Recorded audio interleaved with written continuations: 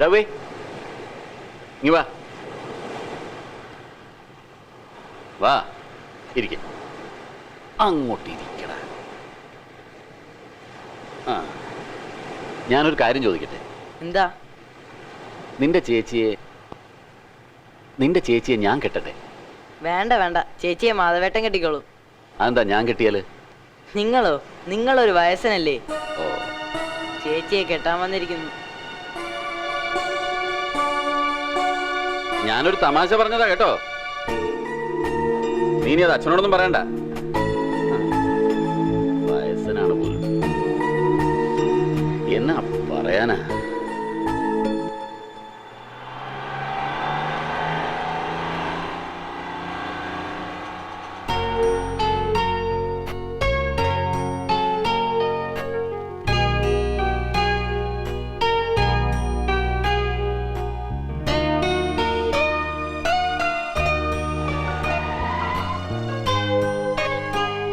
Tyre പഞ്ചറായി. ഞങ്ങളുടെ യാത്രക്കാരെ കൂടെ ഒന്ന് അഡ്ജസ്റ്റ് ചെയ്യാം.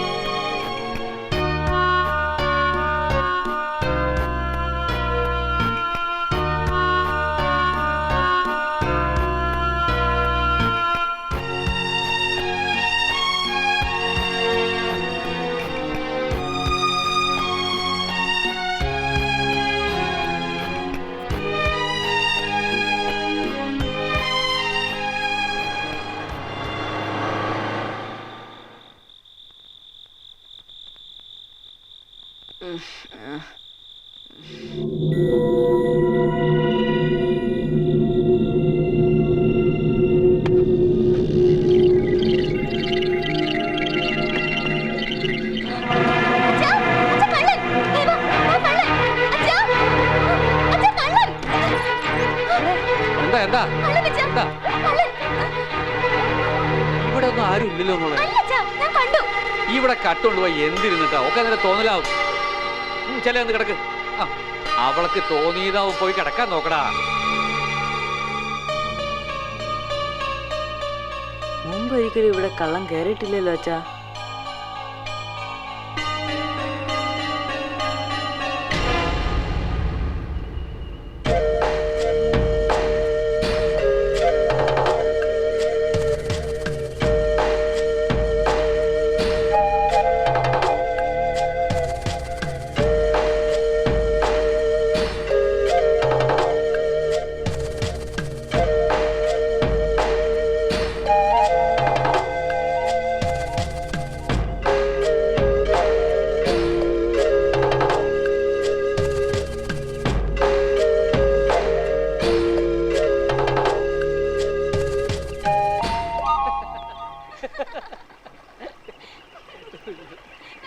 ചോദിച്ച കാര്യം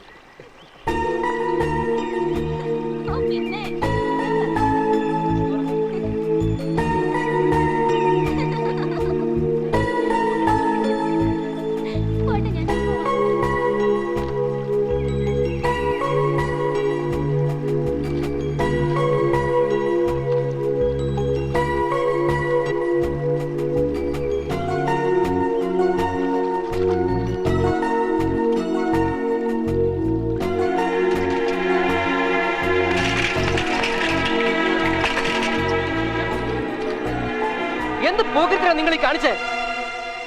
വിടടാ, ഒലയാടി മോനെ, കൊന്നുകളയും ഞാൻ.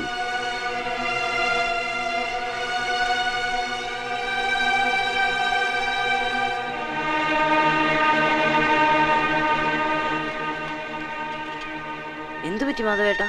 അറിയില്ല മോനെ, ഇയാൾക്കിത്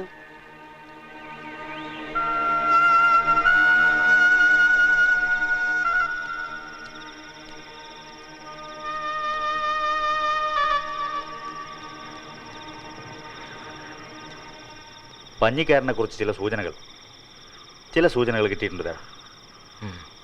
ചിലപ്പോൾ 2 ദിവസം കൊണ്ട് നമുക്ക് അയാളെ ട്രേസ് ചെയ്യാനാവും.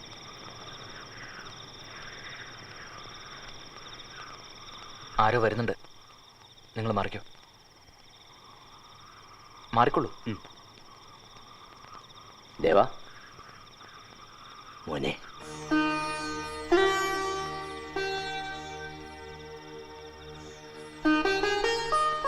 അവസാനം നീ വരുമെന്ന് എനിക്കറിയാമായിരുന്നു.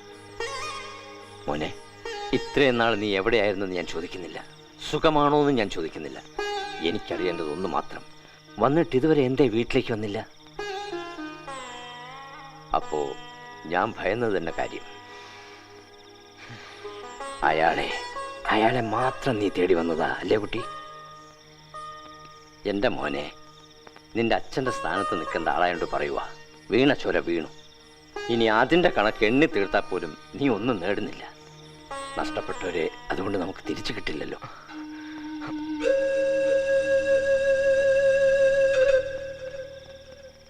നിന്റെ മുമ്പിൽ ഒരായുസിൻ്റെ ജീവിതം ബാക്കിയുണ്ട്.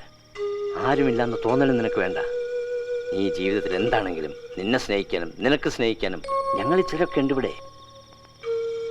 നിങ്ങൾ പറയുന്ന ഒന്നും എനിക്ക് മനസ്സിലാവുന്നില്ല. നിങ്ങൾ പറഞ്ഞ ദേവൻ ഏതെന്ന് പോലും എനിക്കറിയില്ല. ദേവാ? അതെ, ഇത് മറ്റൊരു ദേവൻ. ഈ ദേവൻ ആരുടെ ഉപദേശങ്ങളും മനസ്സിലാവില്ല.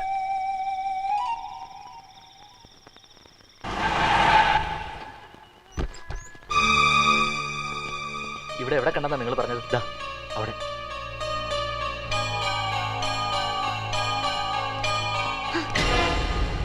ശല്യം! നിനക്കൊന്ന് അമ്മയും പെങ്ങളും ഇല്ലടാ പട്ടി. അപ്പൊ തന്നെ വലിച്ച് ജീപ്പ് കയറ്റായിരുന്നില്ലേ നിങ്ങൾക്ക്? അതെടാ, ജീപ്പി കയറ്റാ നീ ഇങ്ങോട്ട് വാ. പോതല്ലേ ഇവിടെ. അപ്പോഴാൽത്തറ ആളായിരുന്നു ദേവാ. അമ്പലത്തിൽ നോക്ക്. അല്ല, അയാളോടുണ്ടാവോ? കേറി നോക്കാൻ. വന്നേ.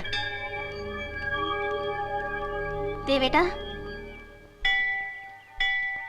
കുട്ടി പൊയ്ക്കോളൂ, ഞാൻ വരാം.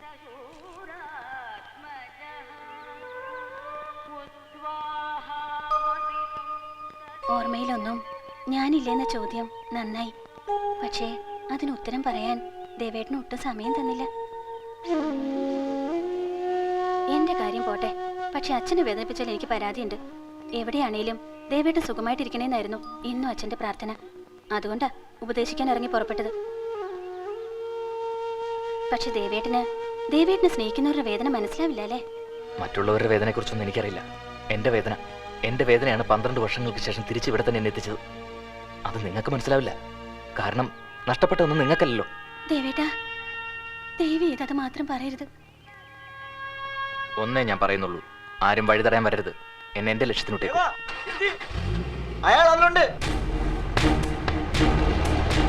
നീ ധൈര്യമായിട്ടിരുന്നോ, ഞങ്ങൾ പഞ്ഞിക്കാരനെ കൊണ്ടേ വരൂ.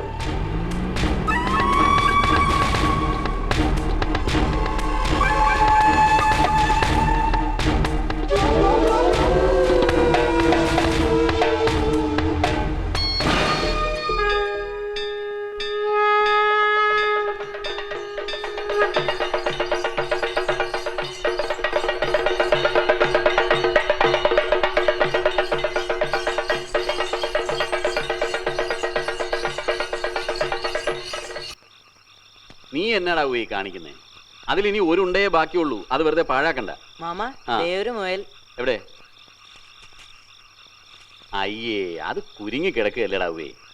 വീണ് കിടക്കുന്ന മൃഗത്തിന്റെ നേർക്കും മുറിവേറ്റ ഇരയുടെ നേർക്കും ഒരിക്കലും വെടിയുണ്ട പായിക്കരുത്, ഒരിക്കലും. ആദ്യം വീഴ്ചയിൽ നിന്നും അതിനെ രക്ഷപ്പെടുത്തുക.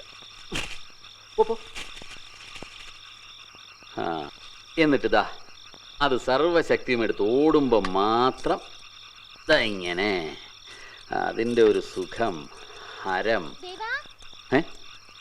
അപ്പഴേ ഒന്ന് വരുന്നുണ്ടോ? അച്ഛൻ കാവിലെ കാത്തിരുന്ന് മടുത്തു കാണും. എന്നാ പറയാനാ, നടക്ക്.